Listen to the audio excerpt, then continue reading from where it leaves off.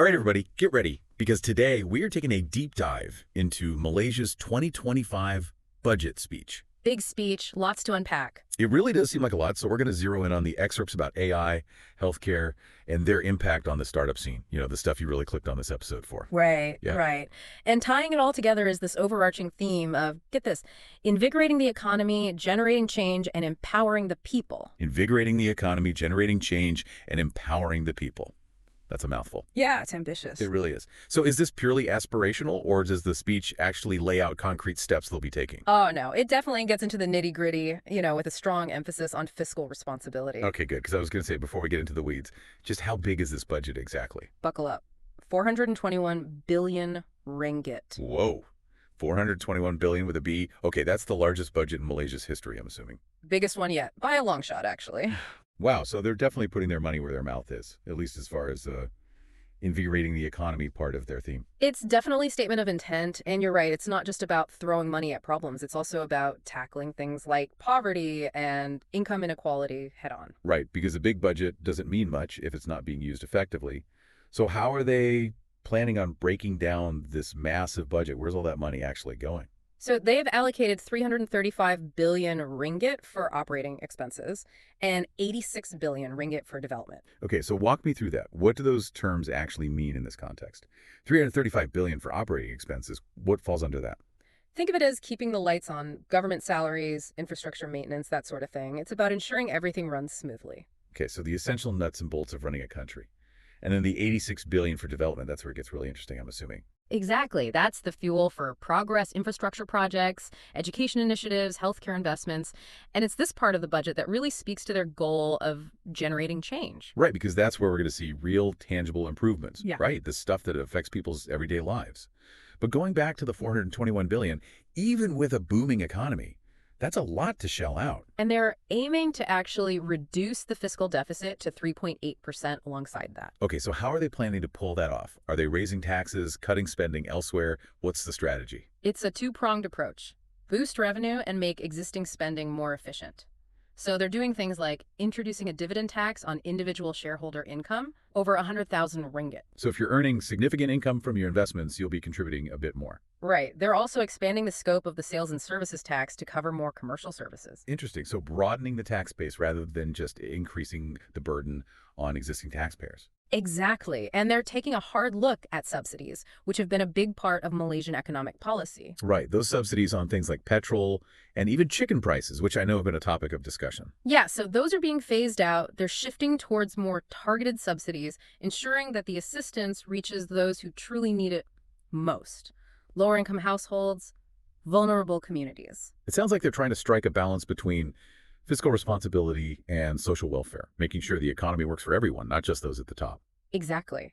And this approach of targeted spending is consistent across the board. Instead of broad strokes, they're focusing on impactful projects across different states, particularly on infrastructure development, industrial parks, and flood mitigation. And any particular regions getting special attention? Sabah and Sarawak, they're receiving the highest development allocations this time around. Interesting. Okay, so we're seeing a clear emphasis on fiscal prudence, targeted spending, and a commitment to equitable growth. It definitely sets the stage for some potentially groundbreaking changes. All right, so we've laid out the foundation, the Malaysian government's economic game plan, but let's let's talk about this new investment incentive framework. It sounds like something straight out of a tech CEO's keynote speech. It's actually a core part of their strategy to, in their own words, transition Malaysia into a knowledge-based and tech-driven economy. Right, moving away from just being a manufacturing hub to becoming a global player in the knowledge economy. Yeah. Ambitious, but is there a concrete plan to back it up? Absolutely. They're laser focused on attracting what they're calling high value investment, particularly in AI. AI seems to be the magic word these days, but how do you actually incentivize something so, I don't know, abstract? Tax breaks, for one. They're offering some really attractive incentives to companies willing to invest in AI research and development within Malaysia. Okay, so sweeten the deal to make Malaysia a more appealing destination for tech companies. But what about homegrown talent? That's the other side of the coin, right? They're pumping funds into universities to develop new courses in AI, robotics, data science, basically building the workforce of the future. Smart move. Invest in education, and you invest in the future. Exactly. They're creating a whole ecosystem for AI to flourish. Ecosystem, there's that word again. So it's not just about throwing money at research labs. It's about fostering a collaborative environment. It's about connecting the dots, researchers, businesses, policymakers, bringing them together to drive innovation.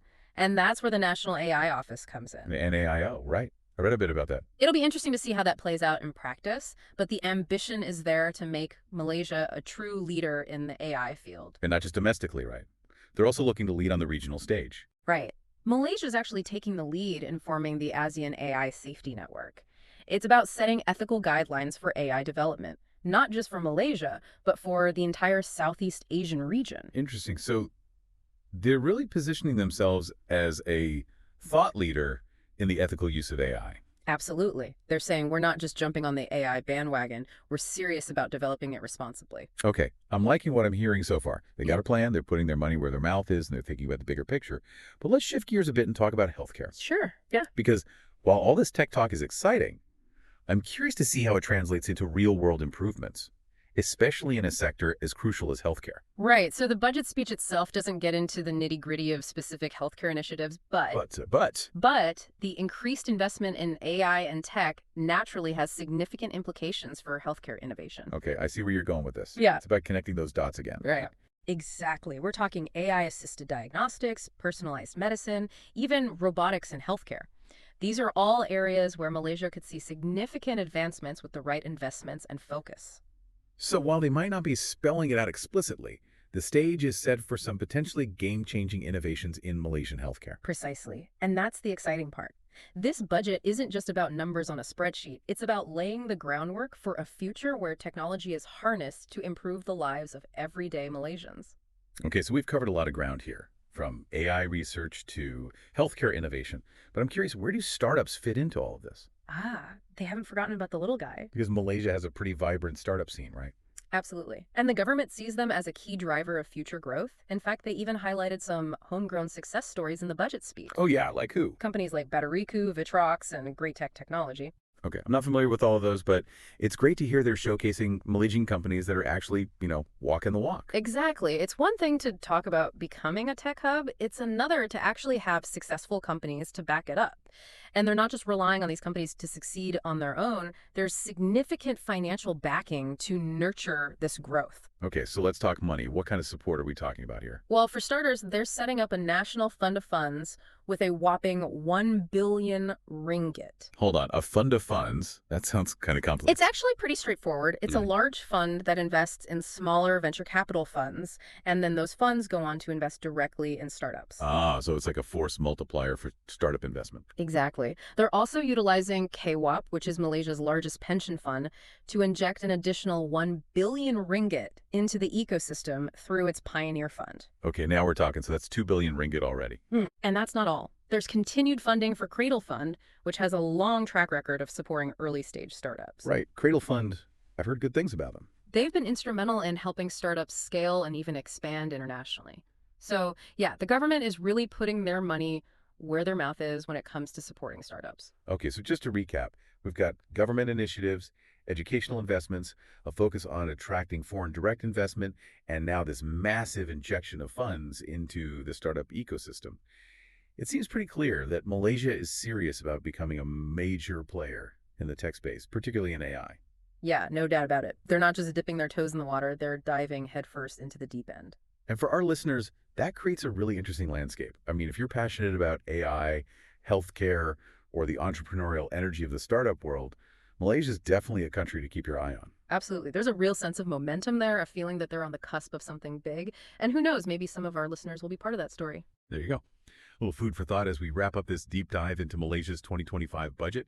It's a bold vision for the future, and we're excited to see how it unfolds. Thanks for joining us, and until next time, keep exploring.